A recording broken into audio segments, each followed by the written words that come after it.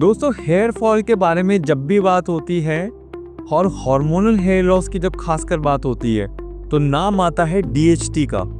आपके डॉक्टर्स ने भी आपके सामने ये नाम लिया होगा, DHT ब्लॉकर, या फिर आपके ऑनलाइन जो OTC ड्रग्स मिलते हैं उसमें भी नाम लिया होगा कि DHT ब्लॉकर इफेक्ट है बिना किसी दवाई के। तो DHT होता क्या है और इसके रियल DHT ब्लॉकर्स क्या हैं, उनके साइड इफ़ेक्ट्स, उनकी मॉनिटरिंग, उनका क्लिनिकल यूज़, वो आज हम सब इस वीडियो के थ्रू डिस्कस करेंगे।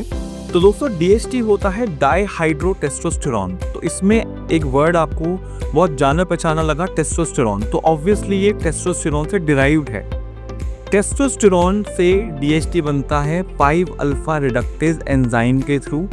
ये एक मीडिएटर है जो टेस्टोस्टेरॉन को DHT में कन्वर्ट करता है, और DHT ही वो रियल विलन है जिसकी वजह से हार्मोनल हेयर लॉस होता है।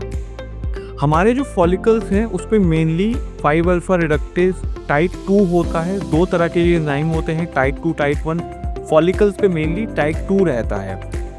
होता क्या है कि ये DHT फॉलिकल्स की मिनिएचराइजेशन करता है, मतलब कि जो एनाजन फेज का बाल, एनाजन का मतलब जो बढ़ने वाला बाल होता है, उसकी लाइफ साइकिल को कम कर देता है।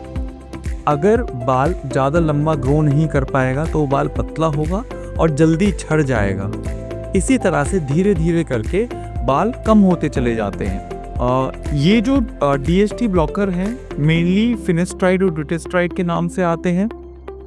अब इनकी प्रिपरेशन सिर्फ ओरल नहीं रही, इनकी टॉपिकल प्रिपरेशन भी आती है।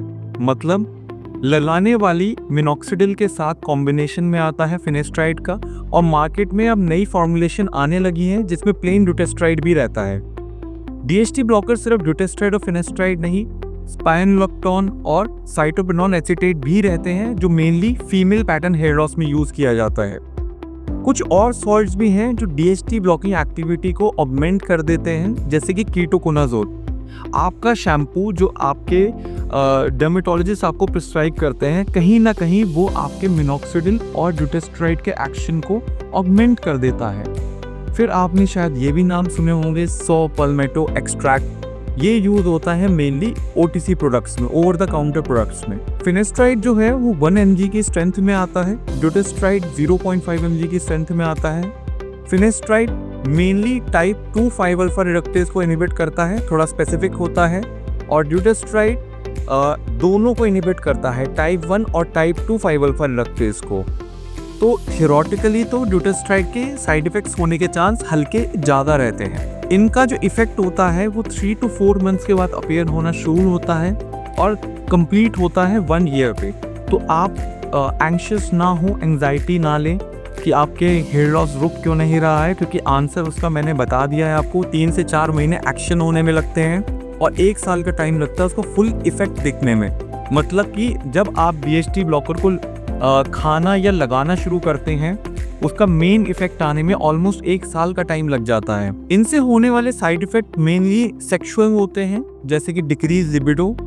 लिबिडो का मतलब होता है कि आपका सेक्सुअल एक्टिविटी में एंगेज होने का मन। तो हो सकता है कि अगर आपको ड्यूटेस्ट्राइड या फिनेस्ट्राइड आप ले रहे हैं तो आपको डिक्रीज लिबिडो हो, मतलब सेक्सुअल एक्टिविटी में इन्वॉल्व होने का मन कम हो। दूसरा होता है इरेक्टाइल डिसफंक्शन, मतलब कि तनाव अच्छा ना आ पाना सेक्स के दौरान। लेकिन उसको इन साइड इफ़ेक्ट्स के बारे में खास बात ये है कि ये लॉन्ग टर्म नहीं होते हैं और ये हर एक में डेवलप नहीं होते हैं। ये 1000 में से 2-4 मरीज में कुल देखे जाते हैं, और जब वो मरीज दवाई छोड़ते हैं तो तुरंत ही वो साइड इफ़ेक्ट भी रिवर्स हो जाते हैं। तो ये साइड इफ़ेक्ट जानने के बाद और इनकी प्रोफाइल जानने के बाद आपको इतना पता होना चाहिए कि आपको इनहिबिट नहीं होना है ड्यूटेस्ट्राइड या फिनेस्ट्राइड लेने से। कारण ये है कि ये गोल्ड स्टैंडर्ड मेडिकेशन है हेयर लॉस की। अगर आप हेयर लॉस को रिवर्स करना चाहते हैं, बेटर करना चाहते हैं, तो ये सबसे इम्पॉर्टेंट मेडिसिन है, और इनके साइड इफ़ेक्ट 1000 में से 2-4 लोगों में आ रहे हैं, तो आपको डेफिनेटली ट्राई करना चाहिए। और भगवान ना करे अगर आप उन 2-4 में से हैं, 1000 में से जिनके सेक्सुअल साइड इफेक्ट्स आ भी गए, तो कम्प्लीटली रिवर्स हो जाएंगे। इसलिए आपको ट्राई जरूर करना चाहिए। एक अच्छी बात यह है कि जो मैंने आपको थोड़ी देर पहले बताया कि फिनेस्ट्राइड और ड्यूटेस्ट्राइड टॉपिकल फॉर्मुलेशन भी आ गए हैं। टॉपिकल फॉर्मुलेशन अच्छा काम करते हैं।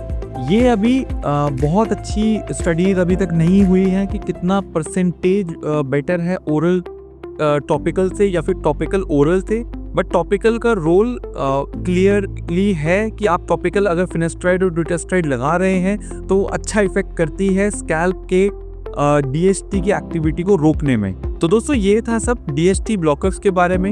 आई एम श्योर आपको इस वीडियो के थ्रू काफ़ी कुछ पता चला होगा। स्टिल आपके दिमाग में बहुत सारे क्वेश्चंस होंगे और उन क्वेश्चंस को मैं डेफिनेटली आंसर करूंगा। आप कमेंट बॉक्स में अपना क्वेश्चन टाइप करिए या फिर आप हमें डायरेक्टली कांटेक्ट कीजिए नीचे दिए गए नंबर पे, या फिर हमें रीच आउट भी कर सकते हैं हमारे क्लिनिक डर्मा विजन मेरठ में।